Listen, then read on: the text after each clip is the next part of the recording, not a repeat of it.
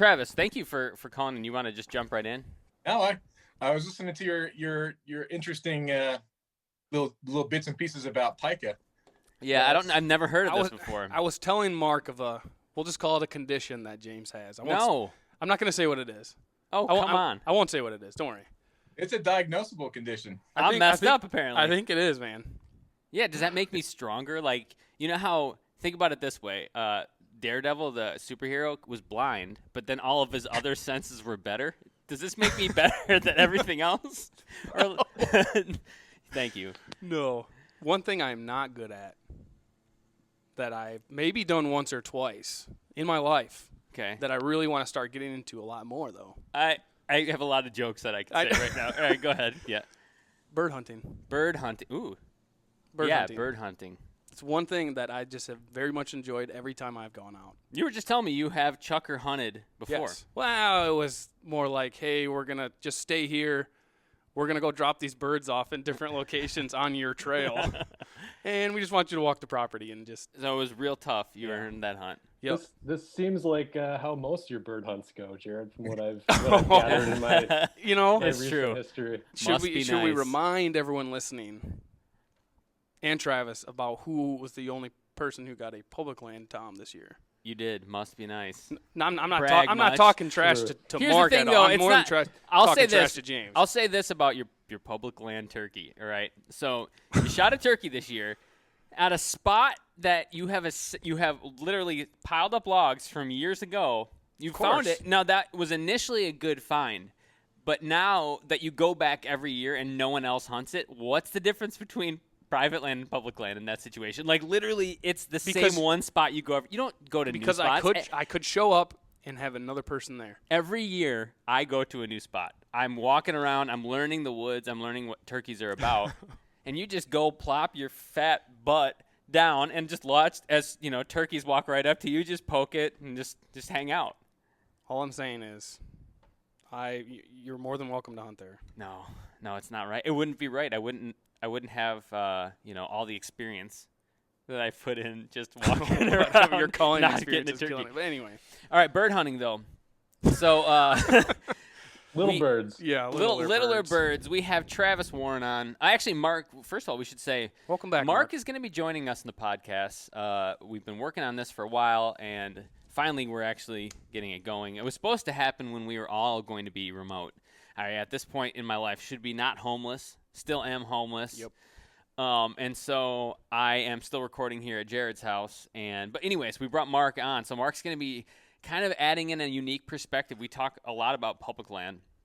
Mark does a lot of private land and public land hunting, but he actually, he knows a lot more when it comes to growing a food plot, for example. Yeah. Stuff Didn't like you just throw seeds out there? I think you just throw seeds out there and let nature take its course. Throw them down. Seed is cheap. Yep. Seed throw her down. Must be nice.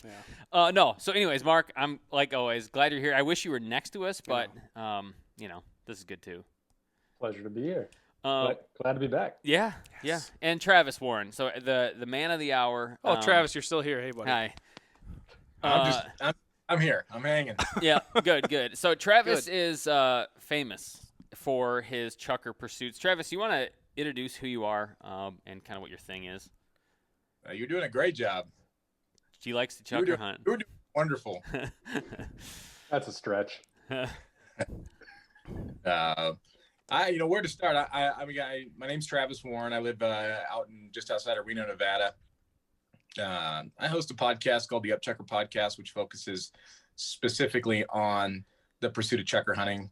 And I have a blog called UpChukar.com where I get to write and sort of share and mix both passions of, doing the show and writing. Yeah. I've been doing it for, this is going past 3 years now. It's been a lot of fun. Yeah. Opened up a lot of opportunities. Great example, obviously, is being on your show today. So that is really the Reader's Digest. He's kind of brown nosing you right there. Yeah, see that, Jared? I gotta wipe that off. That's right. Travis, where is home base for you? It's just outside of Reno, Nevada. So if you think about on a straight shot, it's 2 hours east of Sacramento, California. So okay. I was just south of heaven. I was just in Nevada. I did. Are the Bonneville Sulphats? Is that in Nevada? That's in Utah. that's actually Utah. Okay. Anyways, we spent a night in Nevada in the mountains. Great call, by the One way. of the most beautiful campsites ever. Everybody thinks of dry, flat desert, which there is a lot of that in Nevada in the south. But where I was in the mountains, it was phenomenal. It snowed on us in May. I think when we camped, I think it was Okay.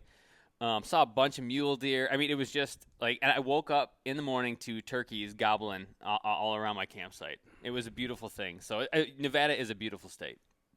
Well, I think what most people don't realize, and that's a good point you bring up, is that Nevada actually has the most mountain ranges in the contiguous United States. Really? So yeah. I did not know I've that. heard this. Well, and the most public land, or one of the most public land, I think, not the most. Yeah. Well, I mean, pretty high. I mean, I'm not sure I'm really not sure the stats for the other states, but I know that we're 87% public land. That's amazing. Oh, cow. It's massive. Yeah, that's massive. That's insane. So Obviously, chukar hunting and public land is really synonymous with each other. right. And I think that that's something that I try to state quite frequently because, you really can, especially in Nevada, you really can pretty much go anywhere and hunt these birds and do it on public land. Yeah. It's actually very rare. And I actually can't think of a time where I have ever found myself on a private piece of property, ever hunting chukar. Right. So That's funny. That's interesting because chukar to me, and there are a few birds like this in my mind that, like, if you're chukar hunting out west, like that's an adventure. It's not like a walk through, which is not bad. Like walk through a field, like a grouse or something, or pheasant. It's like very different. Is that what got you hooked? Is that why you've decided to make of all the things you could do, you're the chukar guy? Chukar. Hardly Chuck, knew I it. was waiting for you to make that joke. Chukar, I hardly know Gets her. me every That's time. good. What? Sorry.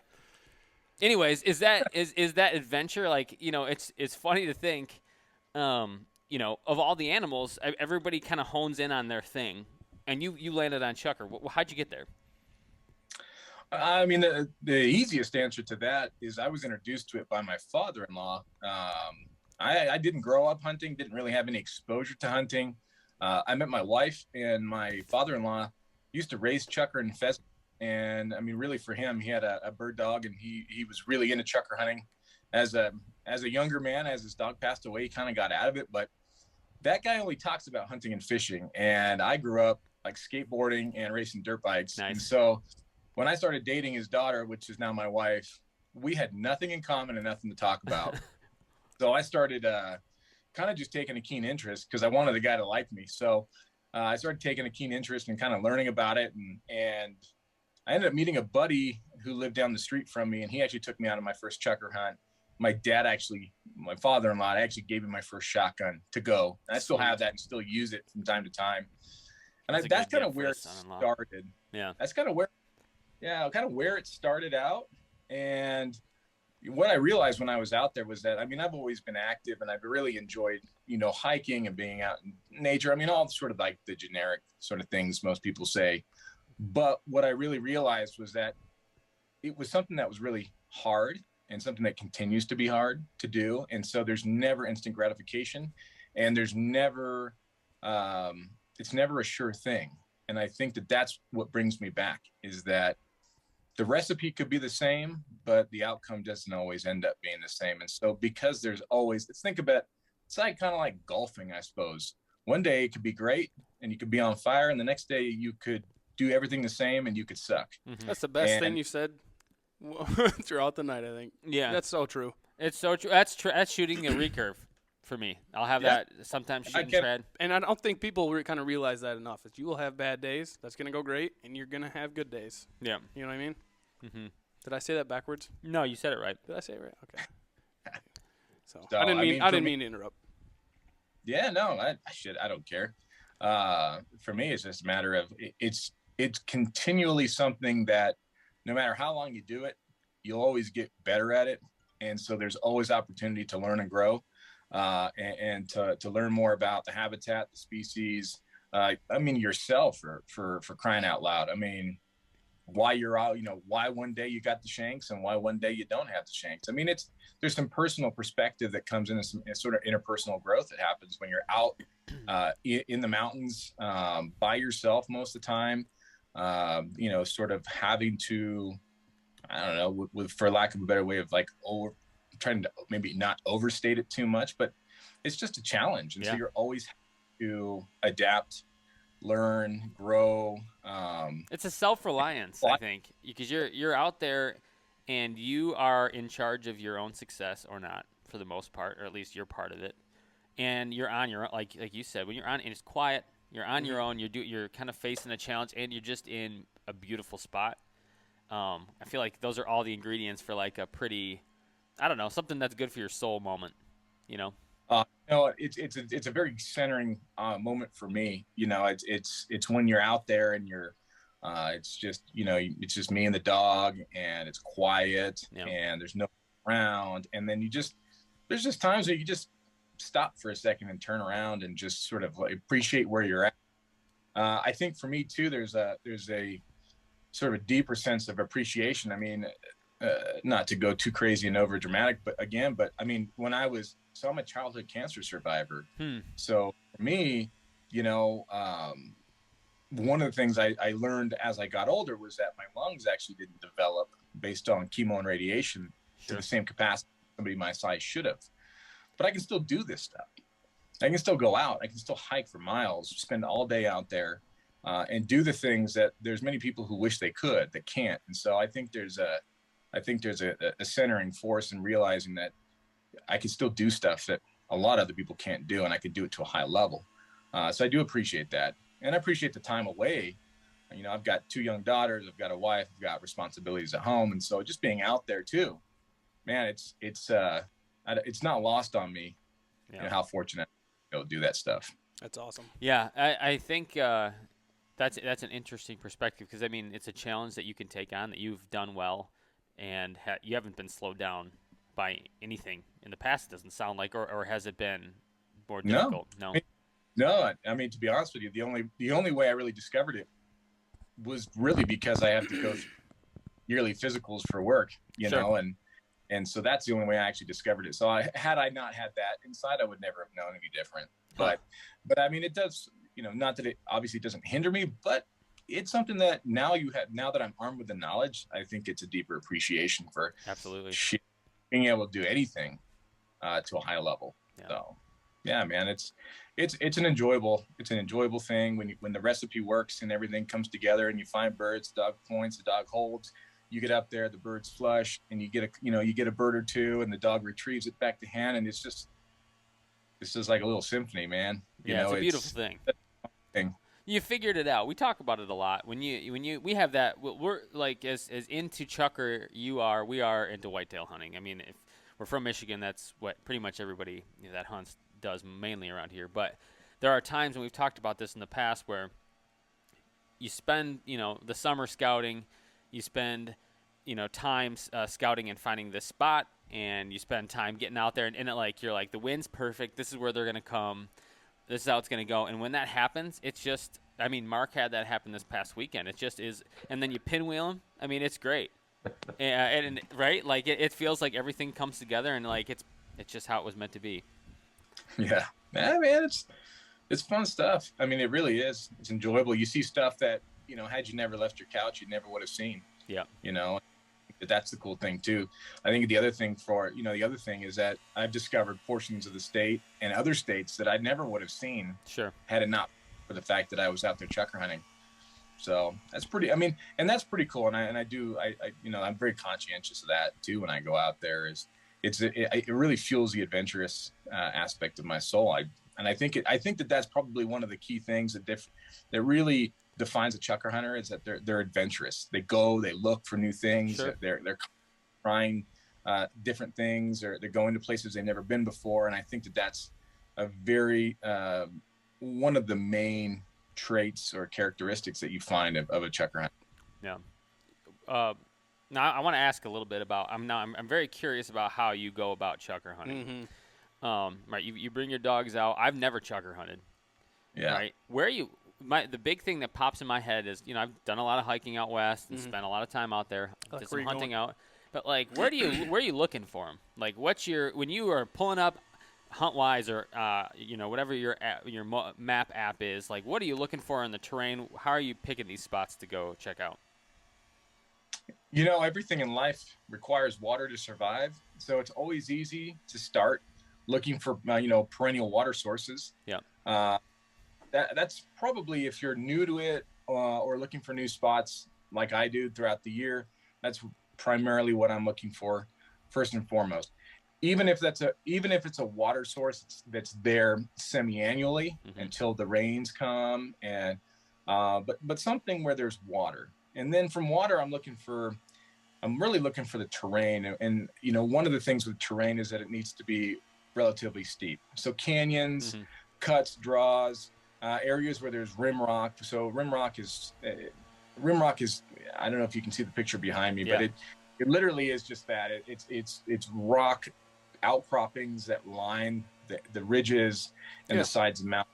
They use that for areas to escape, to roost, to sleep at, and just really for safety. I call that And a then cliff. Yeah, it looks like a cliff To me, that's a cliff. We're not too bright here from Michigan. We don't see a lot of things like in what you got in the background. Yeah, and there'll be plateaus. I mean, if you get into a deep river valley, it'll be more pronounced than others. Sometimes there'll just be, big piles of rocks on the mountains. I mean, something like that can provide them some shelter. And then you're obviously going to look for feed. The one greatest thing about Nevada is that it's pretty well, for the most part, unencumbered by masses of trees. Yeah. Because it is the Great Basin, you are in sagebrush country. Juniper trees, more lower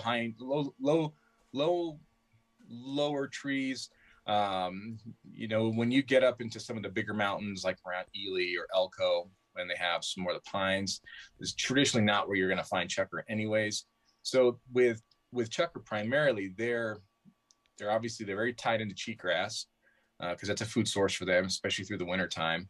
So cheatgrass. So you're able to look out across these vistas, and you can see.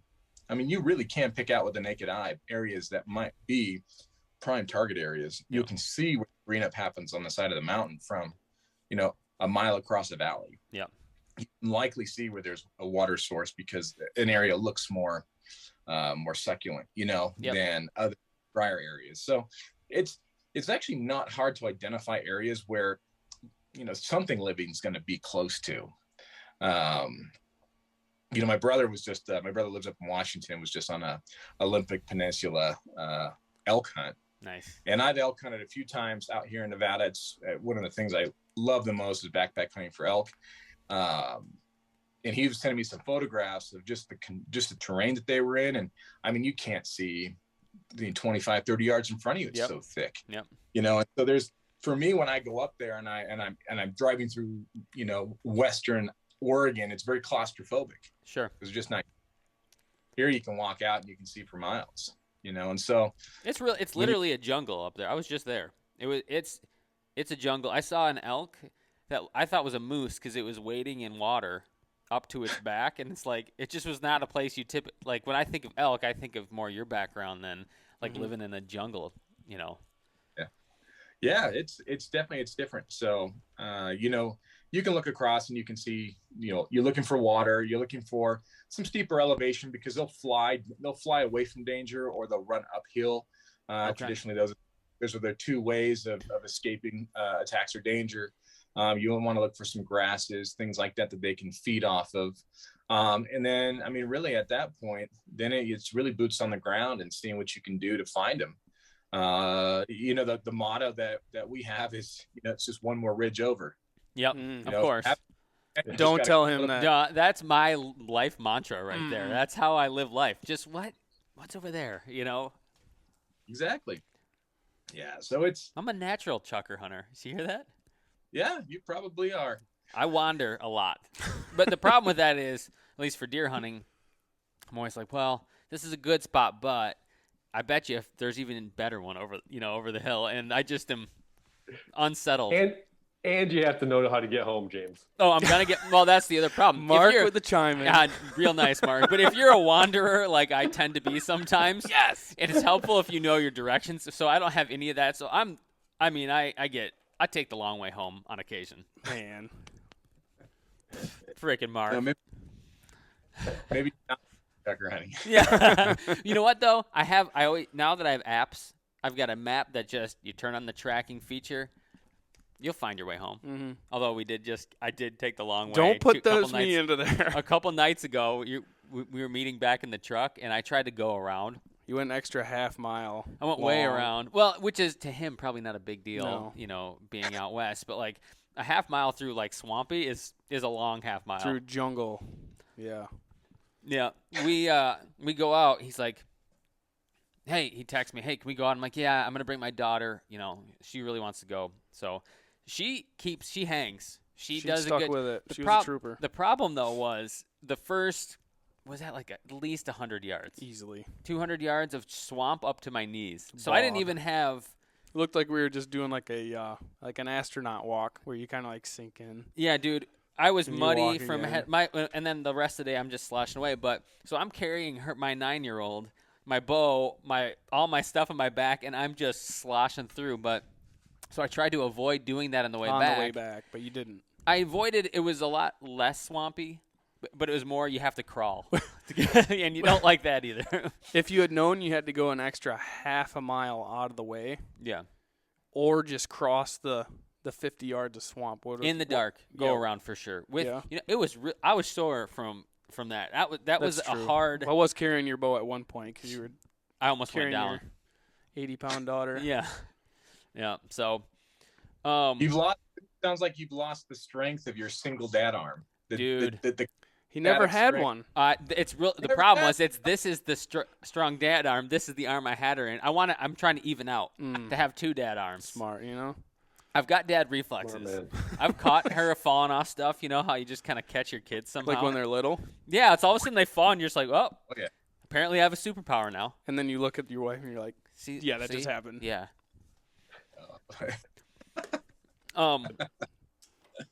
So Chu- Travis, is Chukar like the bird of the region? Are you bumping into anything else while you're out there, sage grouse or anything like that? I'm just not familiar enough with Nevada and what you guys have to offer. I mean, clearly you've made a name on Chukar.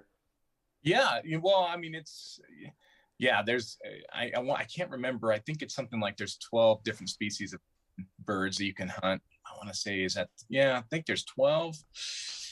A couple years ago, I tried to do the Nevada Slam. I tried to get every bird. Nice. It just, believe it or not, it was sage grouse, and that was my undoing. Which sage grouse, for the Explain most what the part, Nevada Slam is for that then. I have no idea what it is.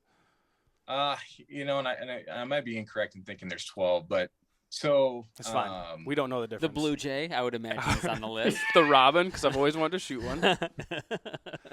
So there was, so essentially, for my friend Matt Harding and myself, we started the season off strong with scoring another Himalayan snowcock, which is, I mean, if you want to talk about, Don't Urban Quintessential. Dictionary that, by the way. Mm-mm. Anyway. oh, you got to clear your browser. Anyway, sorry. Well, you just can't chuckle. You know, it's like when your kids fart in front of you and you laugh and your wife doesn't laugh. It's still funny no matter what it is. It's A always. fart yeah, will I- never not be funny. I will say Fart. this, just to go. I don't mean to go off track, but ornithologists, are those bird people? Ornithologists, I believe. They're pervs. They have some pervy name for birds. Just look through a bird book sometime, and they have some pervy names. Is all I'm The saying. tufted titmouse. A lot of that kind of stuff, and It's a bird. whatever. I mean, they're bird people, so always I thought don't that know. was pretty funny when I was younger. Yeah, I did Little too. titmouse. Anyway, so the slam, you've got the continue. I didn't. What was the first one again? It was so dirty, I forgot it. Something white it's cock. Himalayan snowcock. There. Of course, Mark remembers that. Yeah. Sicko. All right. So that's one. Yeah, so there's Chukar, there's rough grouse, there's the two subspecies or genuses of blue grouse here in Nevada. So there's dusky and sooty. Ooh, that's cool. what I say, sage grouse. There is mountain quail, Gambel's quail, California valley quail, Hungarian partridge. Yeah, and gosh, what is I don't know. That sounds pretty good enough. That's, I like I was it. gonna say that's That's pretty pretty good. well done. And I Well have done. to ask Yeah. now, you eat them, right? I mean, you eat all these birds. What is the best and what is the worst? I've got an idea of what I think might be the worst, but I want to hear you answer first. The best tasting bird, in my opinion, is either your blue grouse or your Himalayan snowcock. Yep. So those are by far the two best tasting birds I've ever tasted. The worst tasting bird, I know you would think it's probably sage grouse, but I don't think it's how you make it. Sure. And I think it's you, because I had a question came up too recently, and I think a lot of it, no different than deer or any ungulate. A lot of the times, probably more specific to antelope. Most people say, I don't like antelope because it's gamey, quote unquote gamey. I think a lot of it is just how you handle your meat, how you take care of it, how quickly you can get that cooled down and off the bone. So I think a lot of it is really just in terms of how you handle it. The first time I ever tried sage grouse, I'll admit, man, I thought it tastes like shit. But the more I started, the more I started hunting them and actually taking care of the meat and stuff like that, I really enjoy it. It definitely doesn't taste the same way that I remembered it the first time I tried it. Sure. So, is it though? Yeah. So I read a lot of like old hunting books, and I've been reading through a couple of Teddy Roosevelt's, and he talks about them a lot. He talks about how they taste different at different times of the year. Like apparently, I think it was later season in the winter, they don't taste good because when he would be hunting, whenever he would be out hunting, that was like his pot meals. You know, he'd go and pop off a grouse or two. And he said something about a different time of the year. And I've been meaning to ask you, is that a thing or is that just, you know? Teddy Roosevelt said it. Why is it not I don't a thing? know. He said some also questionable things about Native Americans and Chinese people. So just like take it with a grain of salt. You know what I'm saying? You can't, it's not gospel. Yeah. You know what I'm saying? So I read that and I'm like, I've never done this before, but that's interesting. You know, the seasons are really short, and this year they're incredibly short. They were only, I think the longest season was only 7 days. Okay. All right. They being 2. And so, and that's new for this year. Last year, in some specific areas, they were up to 2 weeks long. And actually, in an area, the closing of sage grouse would coincide with the opening of Chukar. So I had a specific spot where I could hunt both in the same mountain. So that was kind of cool. That's cool. But they've sort of they've shortened the season. So I don't know. I couldn't tell you if them in spring taste any different than them in fall because there's just no opportunity. The hunting laws were a lot different back then. Mm-hmm. You know, poisoning wolves on the plains, apparently that was cool for a long time. Not so much anymore. Yeah, that's interesting. So you didn't list Chukar as a best or worst. Where does Chukar rank in there? I use Chukar. I use just you can basically just substitute, in my opinion, for what you would use for. Yeah. You know, you make Chukar nuggets. What I'll generally do with the bird is I take the entire breast cavity and the legs, and I'll wait until I have a bunch of them, and then I'll put them in a slow cooker, and then I'll slow cook it down so I can pull all the meat off. Oh yeah. And I'll just use it I'll make Chukar enchiladas, Chukar tacos, Chukar chili. Chukar pasta. I mean, really, just whatever you would use chicken for, you just use Chukar because it's a white meat. Yeah, it's a white meat, so it doesn't. I mean, it can at times take on the perceived taste of how they smell. Yeah, and that's really, in my opinion, just how you handle them, how quickly you probably get them cleaned out. I feel like I get that with eggs sometimes that are farm fresh eggs. It's sometimes they have a little bit of the taste that I kind of smell like. I love them. Huh? Like I You feel smell like eggs? No, like chickens. Like if you eat an egg, it smells like kind of like. Oh chicken. yeah, I can see. You know that. what I'm saying? Yeah. But that doesn't bother me. Or like pigs. Have you ever been around pigs? I can taste that in pork sometimes. Yep, I can too. Yeah, so I mean, they're a great eating bird, and I mean, if you get a couple of them, you're definitely good for a meal. I mean, it's like a Cornish game hen. So, Yeah. I mean, it's definitely a little decent size for your meal. Yeah, I mean, they're great. I mean, I'll just seal them, meal them, and I stick them in the freezer. And then, for me, it's really enjoyable to bring out when I have people over that have never experienced Chukar before, and just whip it out. And Hey. yeah, I know, right? I didn't even Game say any, I cocks didn't and even say whipping out. anything this time. That Don't wasn't whip even out me. your Himalayan white cock. No. And make it, and then they don't realize what you're actually serving them, and then you have a cool conversation about it. Yeah. So I love that. I love serving people Mhm. game that like you can tell. So I shot this, and here's what was happening, and Yeah, then you you get to tell tell the the whole story. I've found more and more, and I didn't think about this as much until we started doing podcast stuff. But like, what do I like about hunting? Why do I do it? And I love to tell the story of a hunt, whether it's successful or not. I love to hear people telling stories. That's why I say I read a lot of old writing of hunts because they just spend a lot of time like telling a good story, and that's one of my favorite things. I mean, I love to eat it. I love the challenge. That's very high for me.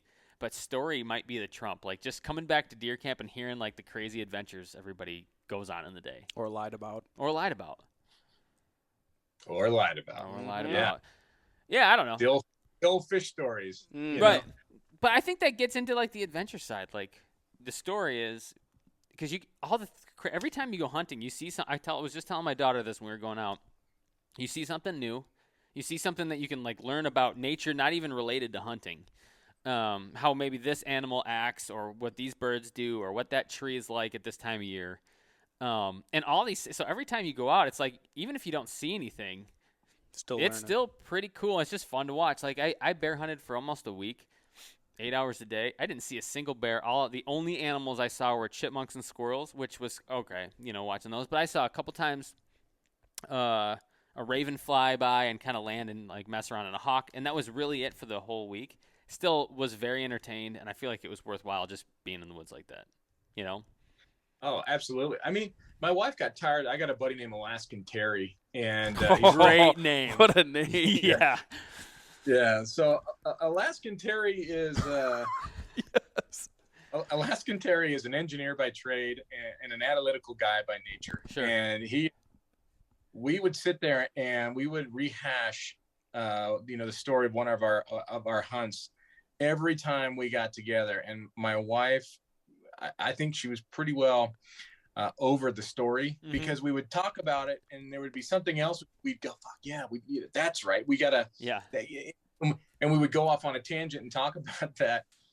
When I met Alaskan Terry for the first time, I was on a backcountry elk hunt with my other buddy Lee, and I had the most inferior gear. I had we went out. It was so it would have been like late September, and snow had come in, and we were out there for the end of deer, because he had a deer tag, and then into the beginning of cow elk tag. And I had a $40 Amazon mummy bag, and I'm 6'2". It's a standard height bag. And I said to myself, it'll be all right. I bought one of those Survive Outdoors Longer bivvies, and I just like slid it in to get a little extra 10 degrees of warmth. Sure. And we were up on a ridge, and the snow came in, and we probably got a good 4 to 6 inches of snow. And I was mildly hypothermic. I couldn't get warm. It was so fucking miserable. Oh, that's a game right It was there. so cold. My hands, because I have an issue. I don't know what it is, but my hands, they always seem to start cracking on the fingertips. Ooh, Oh. that's a bummer. And He's so got dry hands. Is You what need he's the got. working That's hands what you've got. cream. dry hand, and my fingers throbbed. Oh. and when it's just Alaskan Terry comes along and he's just cruising, and he actually hiked out to go get me more food and hike back in. So That's he's a like, good man. I'm gonna go out and grab some stuff, I'll be back. And he hiked out so it was an 18-mile round trip, and he was back by 2 a.m. and And I remember waking up and I see this headlamp, like Atta boy. come back. And I'm like, I mean, I couldn't believe it. I think after that, I was pretty well sealed on the fact that the dude was solid. Yeah. And he was out by himself. And, you know, and we ended up, I mean, it was so cold out there that you know if you like somebody really quickly when 3 dudes share a 2-man tarp Sure. in the snow.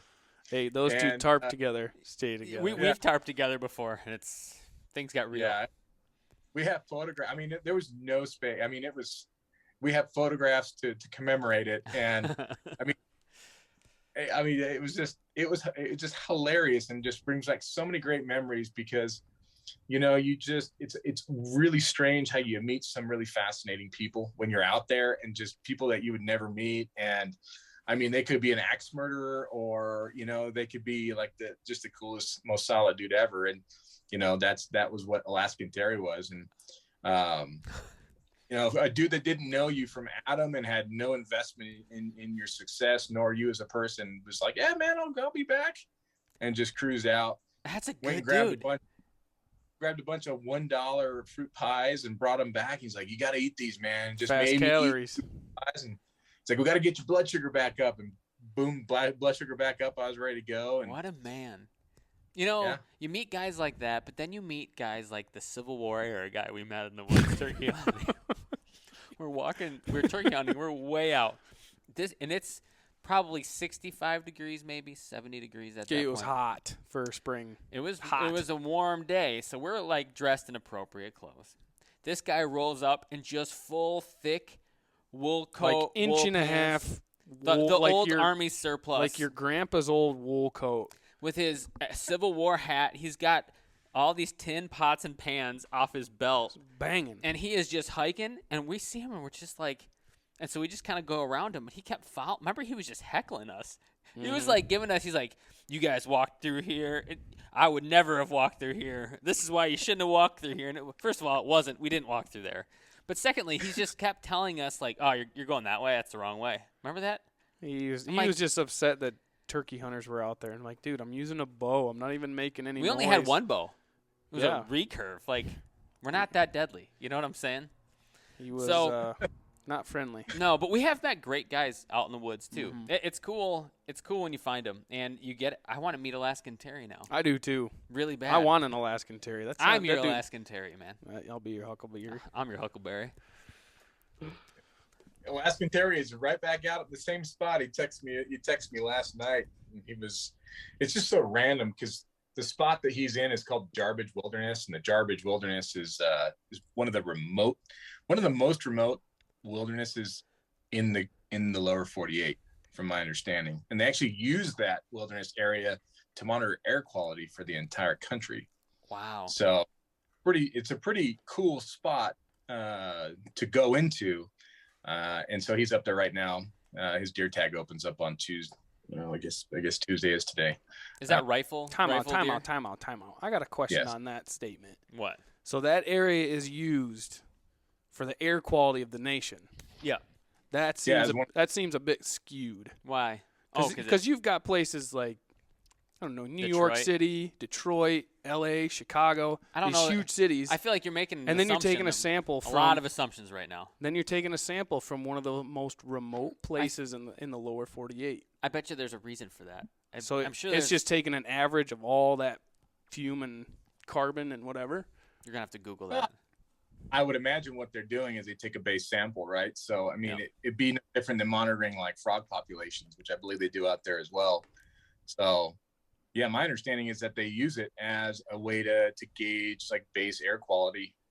I mean, one of the places I would imagine, I can't imagine it's the only spot, but I mean, if you look at it, you probably take different sample points from across different points and you can sort of see Yeah. how pollution or how air quality or how things are maintaining based on these strategic points placed around, spot on the map. Yeah. I mean, I'm no scientist. You are definitely not a scientist. We need to get Peter in here and talk about that. I wanted actually, because I've been looking at them the whole time. Your dogs are very involved in chukar hunting, Mhm. and so I just like how many dogs you have? How trained are? How does that go? How's getting that going? I mean, you said you started later on in life in hunting, like not as a boy. How'd you get it? I mean, are you training your own dogs and everything else like that? Mark's training his own dog. He is. That's why I ask. Yeah, I'm cheap as shit, so I gotta train my own dog. Mm-hmm. And yeah, no, that was kind of part of it, man. I wanted to do it. I wanted to gain that experience as kind of one of the things that I was really interested in learning how to do. And I got great mentors that helped me through when I'm challenged with it. But, there's definitely a lot to say about breeding. My first dog, my older dog, which is a short hair, didn't come, in my opinion, from a real great, strong hunting breeding line. But was probably the best first dog I could have owned, because in terms of just being very forgiving to a new handler and mistakes, she was. I call her my 50% dog, because 50% of the time she shows up and wants to be a bird dog, and 50% of the time I have no idea what her agenda is. I mean, hanging out. So, Sorry, go on. yeah. It's a constant frustration. I mean, it's definitely, I would say, down to the handler too.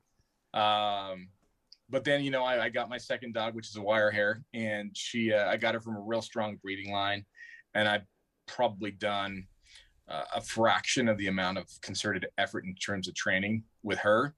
And that dog is just lights out, absolutely out of the box dog. And we just got back from a week-long trip up in Idaho at Chukar camp. Nice. And it's just have a dog that just rips. Yeah. So That's awesome. Do you ever have moments where you'd be with a bunch of guys and there was that 50% of the time where she didn't show up and you're just like, Chukar. dude, I mean, she's a great dog. So trust me on this. Or do you ever have like embarrassing moments? Because I would have many embarrassing moments with my dogs in the past. That's why I gotta ask. Yeah, I mean, like blowing points, not honoring other dogs. I mean, just the normal shit that just goes down where you just want to just walk away and be by yourself. And the less evidence there is, Sure, exactly. Mark, what kind of dog do you have? Yeah, how do you pronounce it? Is it a Griffin? Griffon? Griffon, wire hair Griffon? pointing Griffon. Oh, Yeah. cool. Yeah. Yep. Yeah, 5-month-old puppy. Oh yeah. So Well, about Griffons, I mean, I've had a little bit of experience just being around them. Is that they're a really good family dog because they have a shutoff switch. So they're great in the field, and then you take them home and they'll just chill. Yeah. yep. And then I think That's it. the most appealing things about them. I mean, they're really sweet dogs. Excuse me. And I think sometimes that's what happens with like GSPs and some of the other sort of higher energy breeds, is that some of them, quite a few of them don't have a shutoff switch. So unless you have a really like diligent, exercise routine or training schedule with them, they can be difficult to live with, especially if you have a small family, a young family, or you have obligations. I mean, they're machines, and you just can't, you got to treat them as such. You got to make sure that they get the right exercise, stimulated, or else, it is. So Griffons are great as like a family / hunting dog, because they do have that shut-off switch. Yeah, we really got him as a multi-purpose dog. So we've got to. We never know what he'll have because he froze. Wow, what a time to freeze! He could be saying anything right now. Mark! No, while we wait for him, I've had to dog sit for like 10 days, a couple times in a row. My wife's friend's GSP when I lived in an apartment, and it was a really sweet, nice dog, but it was crazy a lot of the time. I mean, I had to run it twice a day, a couple miles, and it was still kind of nuts. Oh, there goes Mark. He's gone. Bye, Mark. Bye, Mark. Yeah, he's gone all the way. Well, we'll keep going. Anyways, all right, so we edit these, so don't worry about it. Yeah, but I have to ask. I mean, a lot of guys, and I'm asking this to try to figure out what kind of bird hunter you are, because this actually applies somewhat to turkeys as well. I'll give the example for turkey hunting. Some guys will only shoot a turkey that they call down off a roost. It's comes into Oh, their yeah. decoys. They will never, stalk up on one or do anything like that. It's not, they're a purist, right? Same with traditional archery. There are guys that will only shoot split finger, instinctive, and maybe whatever arrows that they've done, all that stuff.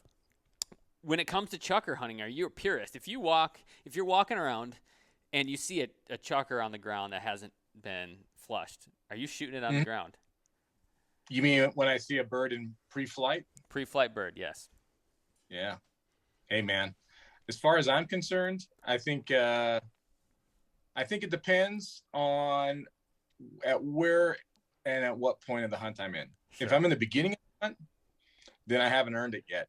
But if I'm gone for 5 hours and I haven't seen shit, and all of a sudden I see a bird jump on a rock, and that's my only opportunity for the day, I'll take it. Yeah. Absolutely without hesitation. So you're situational. Absolutely. I think it's, just like in the other examples you gave, I think everybody sort of has their own set of, there's overarching ethics, and then there's personal ethics as to how you want your hunt to look like. And so at the end of the day, as long as you're doing everything above board in terms of how the greater overarching law is, then when it comes down to whether or not you shoot a bird that's on the ground or not, that's completely up to you. So, okay, it's good to know, because I probably would shoot him on the ground. I think I don't know, and I would 100% shoot a turkey that I didn't call in. 100. That was, You're saying if you're sitting there turkey hunting and a turkey comes up behind you, I would shoot it. That's what I'm saying. And you didn't call all day. Yeah, I'd still shoot it. But some guys wouldn't. Some guys would not. Some guys has to follow their script. It has to be the thrill for them is calling it in, getting it into range. And that happens with fly fishermen or traditional archers. Everybody's got like these. There are the guys that kind of. That's a little different from like snagging a trout to actually catching it in the mouth. Right. You're talking about you foul hook a fish and whether or not it's landing a fish. And I could see that. Yeah. Foul hooking a fish. Yeah, I can see that. I'm not real into that. I'm not either. To catch. So, that's no different than just trawling hooks and just throwing them out there and pulling them in. Exactly. Snagging. Yeah. And So this is the definition of what is fair what is the fair chase of an animal. What is fair pursuit of something.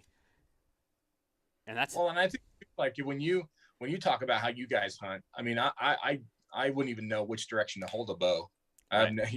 So for me, when I do big game hunt, it's all rifle. Sure. So in terms of hunting, you guys have probably upped the ante like an umpteenth amount in terms of difficulty.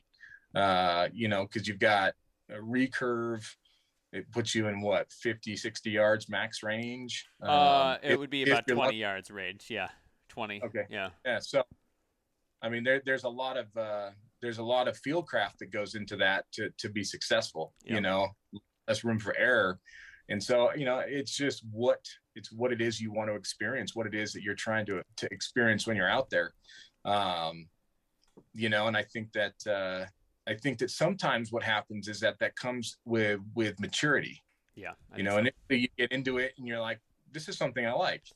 And you do it in a way that decreases your margin for error. Yeah. And then as you become more proficient in something, you do want to try and challenge yourself. And so you do set a standard for yourself. And that's where that personal ethics comes in, and that personal set of rules, the governing rules that you have for yourself, based on how you've been doing it. But you get somebody who's done it who's going out for the first time. You cannot. I don't think it's fair to impose your own set of personal values on another individual. As long as they're doing everything ethically in terms of how the law reads, and in terms of how animals should be treated. I think one of the things about hunter retention, hunter recruitment, it's no different than why they stock trout ponds for kids. Because it is fun to go do it, and there's an aspect of it that's enjoyable when you go out with your dad, your mom, or your grandpa or whatever, and you get to go out, and it's sort of what you do. But if you're going out and you're not catching anything and you have zero success, it's really hard. Yeah. It's really hard to buy into something when you're not seeing an end result. And so, you know, there's a reason why, you know, like wildlife departments stock fish, you know, fish ponds. So kids can go out there and catch a couple fish and they get super stoked about it. And they're like, I like to go fishing. And the next time you ask them, yeah, I want to go fishing. And then you get this generational hunter recruitment that happens that way.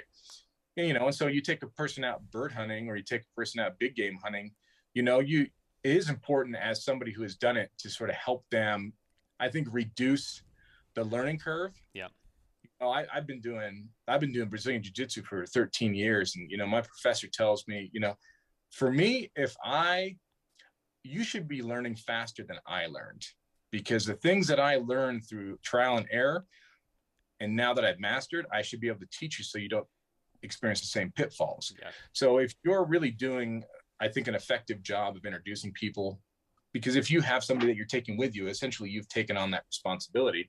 I think you should help reduce the margin of error or the challenges that you may have experienced so that people can enjoy it faster. And so, and then again, you're obviously influencing and you're really taking, I think, a very solid part in making sure that you're really, I mean, developing ethical hunters. Absolutely. You know, people who, well, so I think very well said. I very much agree with that, because you know, you talk about personal ethics. I think one barrier to people hunting, I've seen it specifically in traditional archery, something that I've spent time kind of getting into, that one thing that turns a lot of people off are the people that have a set way of doing things, like that have nothing to do with actual legal ethics. They are just one person's opinion about how something ought to be done. Mm-hmm. And when that happens, you turn people away from, whether it be archery or target shooting or bird hunting or whitetail hunting or whatever it is. If you don't take that time to meet somebody where they are, to show them and to help them along, I mean, it's just not going to happen. This past week, my 9-year-old, she's got the Genesis bows. They're like, for young kids, they can go from, you know, 15 to 30 pounds or whatever it is, right? So she's been shooting that, and she's been hunting with me since she was 2. I was taking her out. She's like, well, if I get good with my pink bow, can I go out? I'm like, no, you know what? We'd start you out with a crossbow, right? Because that for what you're trying to do, a crossbow is the right thing. I mean, we'll show you how to use it and everything else, and she's all about it. But if I were to say to her, no, the only way that you can go hunting is if you have no sights, you shoot, you know, there's no wheels on your bow, this is the only way to do it. I feel like, I mean, the odds of her ever actually doing it would be so much lower, because it would be so much less fun. Absolutely. Well, I mean, absolutely, because there's really, I think, because how old your daughter? 9? 9. I mean, comprehension of, like, you know, I have a 10 and a 12-year-old. When my daughter says, when, you know, something happened a long time ago, it's like 3 weeks ago. Right. You know, when you put an expectation on a kid of, like, you know, you need to be able to do this, their concept of time in space is like so skewed compared to ours, because they just don't have perspective, right? So they're thinking, well, that's basically, it's impossible, it'll never happen, I'll just move on to something That's like else. A quarter of my life, you know. It's like Exactly. It's a bigger percentage of the time that they've been in existence. So that makes a lot of sense. No, so I like that. I think that's a thing I think about a lot. You know, like I said, I'm not a great bird hunter, not a great turkey hunter, and so I am definitely not to the point where I'm, you know, making sure the bird kicks up or I call the turkey in or whatever. And so it's interesting. I've been waiting to ask you that, just because I've heard people talk about it in the past. Like, you got to shoot them on the wing, and that goes for tons of different fowl hunting and bird hunting and stuff like that. So, yeah, and you know, I take my oldest daughter out. I've been taking her out since she was about 9 years old too, and she's been going out with the guys, and she can hike with any grown man. Yep. And she has zero desire to shoot a shotgun. Okay. So I give her the camera, and she just walks around behind us, and she'll just take photographs, and she just thinks it's the greatest thing in the world.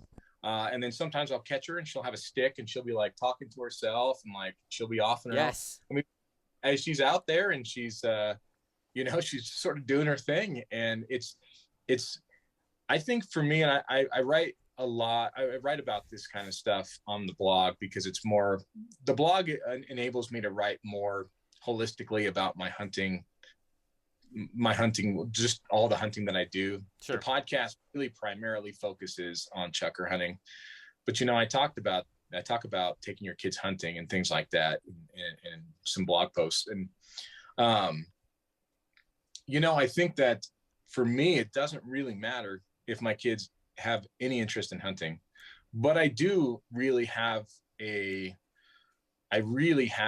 interest, and a very strong interest, in making sure that they care about nature and they care about the earth, and that they take care of it and they find value in it, and they don't think about it as a limited resource. Because ultimately, hunter or not hunter, I just want them to care about the world around them, and take concerted effort to do something positive for it, whatever that may be. Because ultimately, at the end of the day, we just have one Earth to live on. Yeah, until we get to Mars, but that's totally different. Yeah. No, I'm with you. The beauty of it too is that in kind of teaching them that, you learn a lot too. So a good example is my daughter. We camp a lot, spend at least a month in a tent in a year, and birds. We've been getting into just knowing all the birds by song, by where you find them. We've been going through the bird book and just appreciating, like, we've got binoculars. We did the whole thing, right? And in doing so, I've learned so much about how birds act, any bird, where they are, and it's just been great. I appreciate being in the woods more now because of it. Yeah. You start to recognize the world around you. I think, as a parent, one of the things I think a lot of parents say is that when you have small kids, you actually start to become reintroduced to the world. Yeah.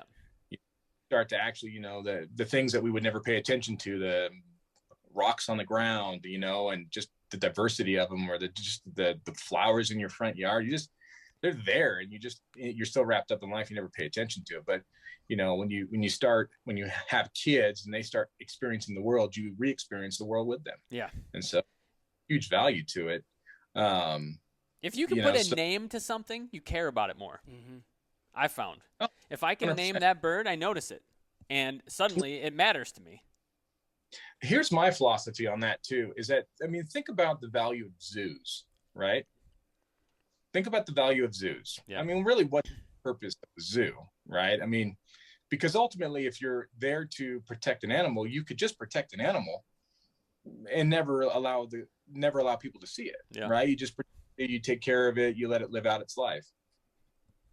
Having the concept of a zoo is interesting to me, because I think what it does is exactly like you're talking. People who would never have an experience with an elephant, or people who would never have an experience with a primate or a snake or something like that, they start experiencing these from a very young age, and they see something that is interesting to them, and they start experiencing or seeing value in it, and they start seeing the value in, like, wanting to protect it. Right. Sure. So things outside of their sphere now become important to them because they've had exposure to it. I never thought about it that way. And so, for whatever you think about zoos, and I don't really have a stance on them, but I think what it does is it provides somebody who's from California to experience an animal that they never would have experienced in their normal course of life. And then maybe want to do something about protecting it or improving the circumstances of it. And, and I think that's when you start having an emotional connection to things, you start finding value in it across the board in life, right? In your personal relationships, when you start connecting with somebody, you're more invested in their daily welfare than you are a stranger. So, those are the sort of things that I see in terms of exposure for my kids is, the more they get to see and experience, the more they will find something that they find valuable, that they do take concerted effort in.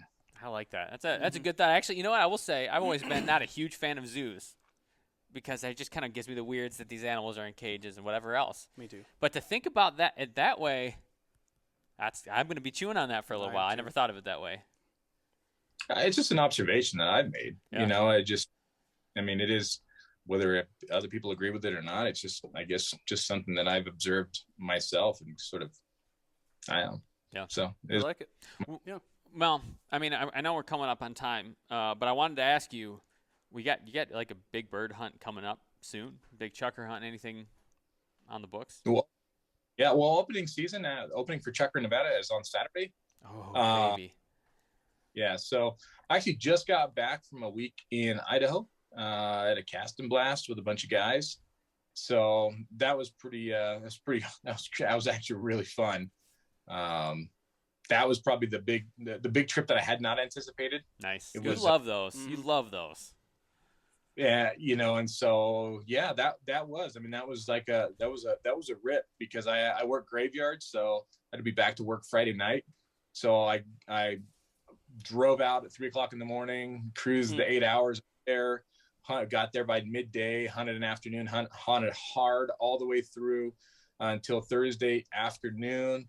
Then hung out at the campfire with all the guys and shooting the shit. Then got up at 2:30 in the morning and busted back and got home by 10 in the morning. Ooh, and that's a lot. Yeah, took a rest and then went to work at 8:30 at night. A rest, he calls it. Yeah, that's not enough to call it a sleep. Just a rest. Just a rest. Oh so, man, that was a lot of fun. It's a portion of Idaho I've never been to, and I got to experience a whole new area. The fun challenges of going to a new spot and it takes a couple days sometimes to sort of figure out the flow of how things work there, what the birds do, where you typically find them, what they do when they flush. And then once we sort of got that rhythm down, then it really started just getting fun. That's sweet. I've always wanted to put on waders and cross a river to hunt the less accessible sides for birds. Yeah. So my buddy Brant and myself threw some waders on, went across the river with the dogs, and we got to hunt the other side. And we were actually the side we were hunting. There was a gaggle of turkey in there. We were actually hunting the same draw for chukar, where we were kicking. He kicked one trophy bull out with 4 cows and another raghorn bull on the same mountain. And it's just like, that's the cool stuff that I would have never experienced had I not just, not got invited and not just made the arrangements and gone. Yep. Well, hey, if you want to use waders on a hunt, just let us know, man. We have so many opportunities for waders and hunting. We'll have you out anytime. Yeah, man. It's the first time I've ever done it. I mean, I've always thought about it. I've been romanticized. Oh, man, we should throw waders on and go across the river. I guarantee nobody hunts that spot. Yeah. It just never happened. And we were just kind of going, man, that looks great up there. And then we just woke up the next day and we're like, dude, we've got waders. Let's just chuck them on and go. Love it. So we did. Awesome. Well, hey, Definitely man. worth it. I appreciate you coming on, exposing us a little bit to the world of chukar hunting. I want to actually go real chukar. Jared wants to go real chukar hunting. I would like to go regular at all. So maybe I'll give you a call next time I'm in Nevada with a shotgun. We'll see who we can make work. Oh, hey, man, if you ever get close, let me know. I mean, it's definitely something that, it starts the second weekend of October and runs all the way to the first weekend of February. Awesome. It's a long. Oh, wow. Yeah. Good to know. Very good to know. Mm-hmm. All right, man. Well, If you hey. got- Yep. Yeah. No, I- if you guys ever. Yeah, no, that sounds great. I appreciate you coming on, sharing us a little bit about your life. Actually, what we should talk about is how people can find you. Mm-hmm. Okay, sure. Yeah, I mean, the only social media platform I'm on is Instagram, so you can just find me as under UpChukar. And then you can go and find the blog, upchukar.com. It's obviously got the links to the podcast. The podcast you can find on any major podcast hosting site. So your iTunes and Stitcher and all that good stuff. So Awesome. I appreciate you guys having me on. I definitely talk more about generalized hunting than bird hunting. So it's kind of cool to kind of step away. I don't get invited on podcasts very often. Sure. So this is probably like the 4th time and I've ever podcast. So it's kind of cool to be the interviewee instead of the interviewer. I know what you mean. No, I like that too. You were great. You taught us a lot, and you made me. Now I've got to think about zoos for a while. I'm gonna be thinking about that all night. Thanks, man. We'll talk to you soon. All right, guys. See ya.